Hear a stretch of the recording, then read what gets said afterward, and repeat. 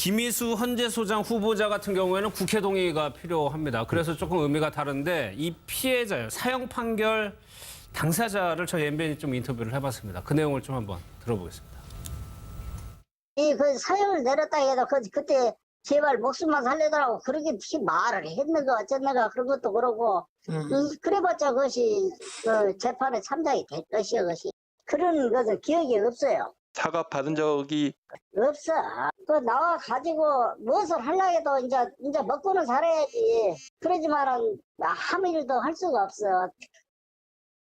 그래서 백 변호사님, 이 피해를 당하신 분은 무죄를 받았으니까 그 마음을 뭐 어떻게 저희가 헤아리겠습니다만은 글쎄 5.18 단체들은 중요한 문제 아니다라는 좀 의견을 냈거든요. 그러니까 사실 김희수 지금 헌재 소장 예정자 같은 경우에는 이 당시에 이렇게 굉장히 부적절한 판결, 이제 군법무관 시절에 있었던 판결입니다. 예. 군법무관 시절의 판결까지도 문제 삼는 건 좀 너무 심하다라는 그런 얘기들이 좀 나오는 거고요. 그 외에는 사실 굉장히 진보적인 그런 류의 결정을 많이 했고 예. 헌법재판관으로 재직하면서도 가장 최근에 뭐 통진당 해산 사건에서도 유일하게 홀로 이제 위헌 부분 그랬죠. 의견을 냈었죠. 처음에는 그 부분이 오히려 더 네, 그게 더 오히려 메인이었어요. 네. 아직도 예. 통진당 해상이 잘못됐다고 생각하느냐. 이건 이제 지금 현 보수 쪽, 그 야당 쪽에 집중 이제 포화 대상이 됐었는데 예. 이게 지금 5.18 문제 때문에 이제 과거로 돌아간 거거든요. 저는 김희수 헌재 소장 같은 경우에 이제 이 부분, 이 5.18 부분과 관련해서 국민의당 쪽에서는 아무래도 이게 호남에 굉장히 중요한 그렇죠. 문제이기 때문에 이 부분만 뭐 5.18 관련 단체나 이런 곳에서 좀 괜찮다는 취지로 넘어가 줄 수만 있다면 헌재 소장으로 임명되는데 크게 무리가 없지 않을까. 예. 근데 사실 그 통진당 해산 관련해서 다른 의견을 냈다라는 거를 문제 삼는다면 헌재 소장이 누가 되느냐에 따라서 판결이 바뀌진 않거든요. 예, 헌법재판소 재판관들의 그 의견이 취합이 돼야 되는 거기 때문에 그러니까 그걸 가지고 헌재 소장의 그 흠결을 문제 삼는 건 오히려 그 예. 헌법 그 정신의 다양성의 관점에서 볼 때는 오히려 바람직하지 않다는 생각이 들어서 이 부분만 넘어간다면 저는 크게 문제되지는 않을 것 같다 생각합니다. 사실 김희수 후보자는 이정도 봤을 때 국민의당이 정말 어떻게 당사자일 수도 있는 상황인 거잖아요. 5.18하고 호남 민심은 직접적으로 연결돼 있는 거니까. 아까 지금 더불어민주당도 마찬가지죠. 예. 그러니까 뭐 호남에서 사실은 이번에 얼마나 많이 지지를 해줬습니까, 문재인 대통령을. 그리고 5.18 관련해서는 늘 그냥 넘어갈 수 없는 그런 대목들이 있는 거 아니겠어요? 예. 진보 진영의 인사들은 누구나 다 마찬가지입니다. 정치인들 다 그렇고요.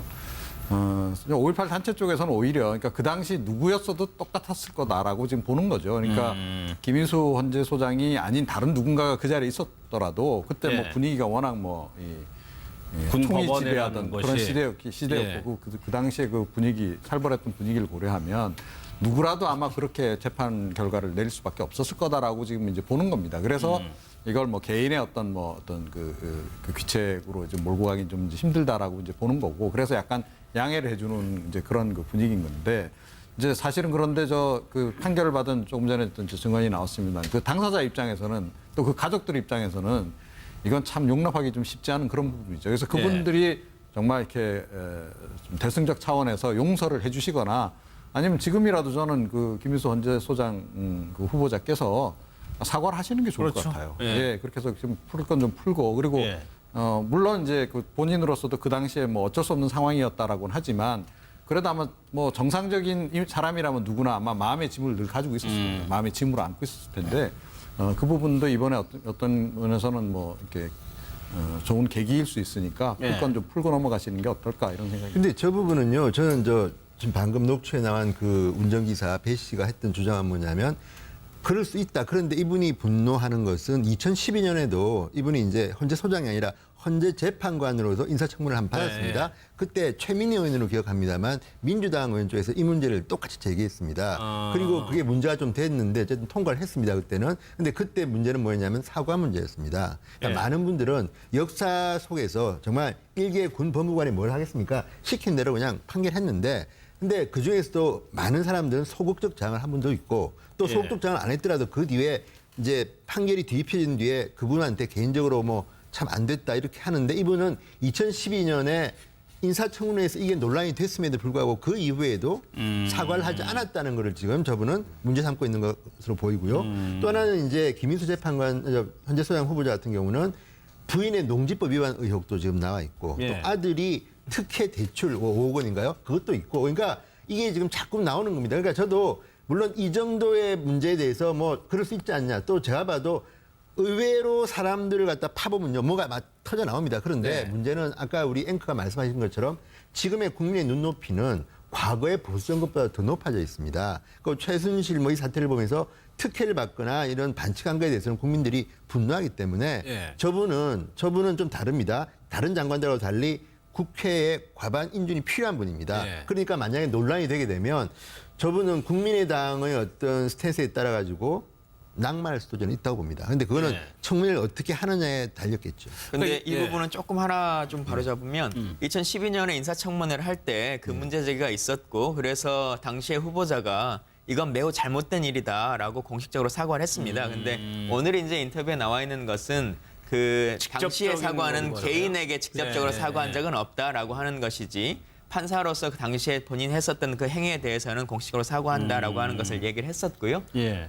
그래서 그 자체에 대해서는 크게 뭐 일단 사과가 된 거다라고 말씀드리고 우리 변호사님이 5.18 단체 등에서도 좀 얘기를 해주면 되지 않겠냐 했는데 그 5.18 3개 단체가 있습니다. 3개 단체가. 네. 그 단체가 지난번에 모임을 가져서 이 부분에 대해서는 크게 문제 삼을 만한 상황은 아닐 거라고 판단한다라고 하는 공식적인 의견을 내줬습니다. 예, 중대 사안이 아니다 이렇게 얘기를 했는데 사실 청문회 같은 데에서요.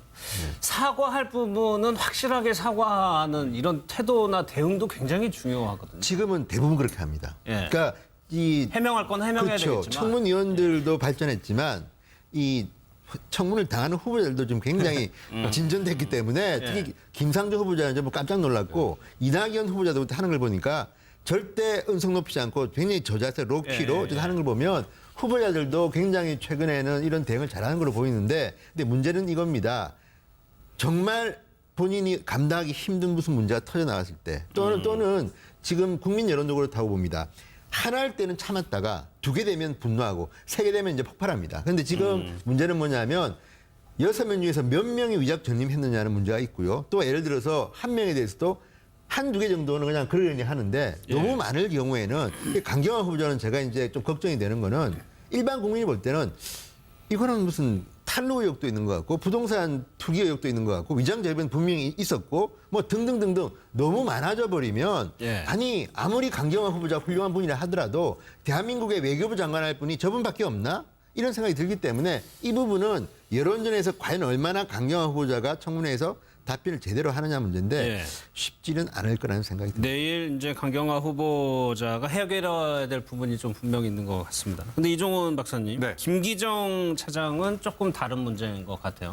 내정을 했다가 청와대 참모임에도 불구하고 사실상 경질로 봐야 되는 사안이거든요. 예, 그렇게 얘기가 나오더라고요. 예. 그러니까 뭐 설명은 뭐 개인적인 어떤 뭐 좀 일이 좀 있어서 그만두는 것으로 이렇게 포장은 돼서 설명은 예. 됐습니다만 그 뒷얘기로 전해지는 바로는 뭐 지금 여성단체 쪽에서 문제 제기를 좀 많이 했다는 거 아니겠습니까? 뭐 여성단체 쪽에서 문제 제기를 했다 그러면 대략 이제 저희가 추정은 하죠. 어떤 예. 사안일 거라고. 뭐 대학 교수 시절에 이제 있었던 이제 그런 이제 얘기인데 뭐 구설수가 이제 꽤 있었던 것 같아요. 그런데 사실은 이 부분 관련해서도 지금 얘기를 좀 들어보면 그러니까 이분이 그 청와대에 그렇게 내정됐을 당시에도 그 주변에서 그런 얘기들을 좀 했대요. 이게 좀 나중에라도 문제가 될 여지가 있다라고. 예. 그런데 아마 청와대가 그 부분까지는 포착을 못한 것 같습니다. 그래서 예. 늦게 사후 포착이 돼가지고 이게 이제 논란이 되면서 이제 물러난 이제 그런 그 상황이 돼버렸는데 이번이 사실 근데 2번째잖아요. 그러니까 일자리 수석 예, 예. 내정하자마자 이제 곧바로 이제 그 취소한 그런 일이 있었고 그래서 이거 역시 약간 그 뭐 참사라고까지 얘기하기는 어렵지만 인사와 관련한 약간 불협화음이라고 분명히 봐야 되는 거 아니겠습니까? 예. 그러니까 오게 튀다라는 거죠. 이런 일도 앞으로 없도록 사실은 인사검증 더욱 더 철저히 하셔야 할 거예요. 그 이 문제의 원인은 검증에 문제가 있었던 걸까요? 뭐 일단 초기에는 좀 그럴 수 있을 것 같은데요. 근데 좀 역으로 다시 생각해 보면 네. 이제 인사검증 시스템이라고 하는 것이 잘 꾸려지고 있다라고 하는 모습으로도 볼 수 있을 것 같습니다. 그리고 또 어찌 보면 이미 내정됐고 이건 그 일자리 수석은 내정이었습니다만 이분은 이제 일을 하고 있었던 그렇죠. 상태였는데 예. 그럼에도 불구하고 초기에 이게 또 다시 한번 밝혀지니까 그걸 철회하고 혹은 경질시키고라고 하는 모습들이 이제 보여주는 거지 않습니까? 청와대가. 예. 그러니까 그 자체로서의 청와대가 안고 있는 도덕적 기준이라고 하는 것이 그냥 국민들이 모르면 알아서 넘어간다, 임명했으면 강행한다라고 하는 수준을 넘어서서 차후에도 뭔가가 밝혀지거나 아니면 국민들에게 추후에 납득할 수 없는 일이 벌어질지 모르면 예. 청와대 스스로 그것에 대해서 잘 조정하겠다라고 하는 모습을 보여주는 것 같습니다. 저도 이제 김기정 교수 쪽 케이스는 좀 아는데 저분이 어쨌든 경남고 후배인데 예. 문재인 대통령이 대통령 선거에서 떨어진 2013년부터 같이 이제 호흡을 맞췄고 예. 뭐 기획자문위원회에서도 외교안보 부문의 책임자였습니다. 최근까지. 그렇죠. 그래서 이분은 아마도 청와대에 들어가지 않을 것이다 그랬는데 갑자기 또 들어갔습니다. 그런데 그 정도로 문재인 대통령하고 이 외교안보 문제에 있어서는 호흡을 맞춰왔습니다. 그러니까 도덕성 문제는 제가 빼고 자질 면에서는 제가 봐도 상당히 문재인 대통령이 어려울 때 도와줬고 지금까지 일관되게 했고 또 이분이 문정인 전 연대 교수하고 좀 친합니다. 그래가지고 문정인 교수를 외교안보 실장에 추천했던 분으로 제가 알고 있고 그런데 어쨌든 문재인 대통령이 저렇게 친한 후배를 친다. 예. 이거는 제가 볼 때는 뭐 저도 나름대로는 굉장히 용기를 낸 것이고 앞으로도 문재인 대통령께서는 일도 중요하지만 아무리 자기하고 친하고 일을 잘하는 분이라도 도덕성 문제는 저렇게 좀 해야지 안 그러면요 국민들이 눈높이가 굉장히 높아졌습니다. 그러니까 예. 다음 장관들도 지금 12명이나 남아 있습니다. 그러니까 앞으로 굉장히 쉽지 않은 그 인선이 될 거라는 생각이 듭니다. 김기정 차장 같은 경우는 읍참마속 이런 의미도 있다는 네, 저는 그런 생각이 거네요. 좀 듭니다. 그러니까 이게 인사를 보면 민정에서 어느 정도 이제 검증을 한 다음에 이게 인사수석실로 넘어와야 되는데 지금 이 민정에서 지금